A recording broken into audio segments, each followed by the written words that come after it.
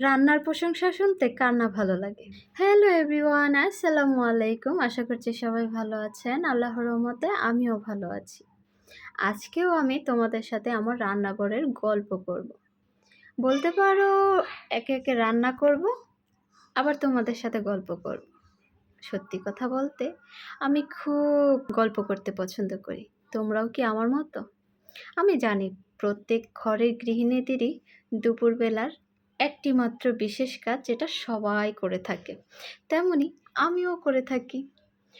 আবার অনেকে সকালেও রান্না করে, আবার অনেকে দুপুরেও রান্না করে, আবার দেখা যায় অনেকে 3টা বেলাই রান্না করতে হয়, কারণ তার পরিবারের মানুষগুলোর এক একটা আবদার থাকে।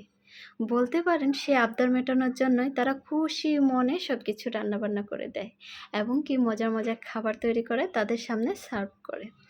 তো আপনার ঘরে যারা রান্না করে, বিশেষ করে আপনাদেরকে পরিবেশন করে, তাদেরকে মাঝে মাঝে কিন্তু খুব একটু অ্যাপ্রিসিয়েট করবেন, প্রশংসা করবেন, তাহলে তারা খুব আগ্রহ পায় আপনাকে আরও মজার মজার খাবার রান্না করার জন্য।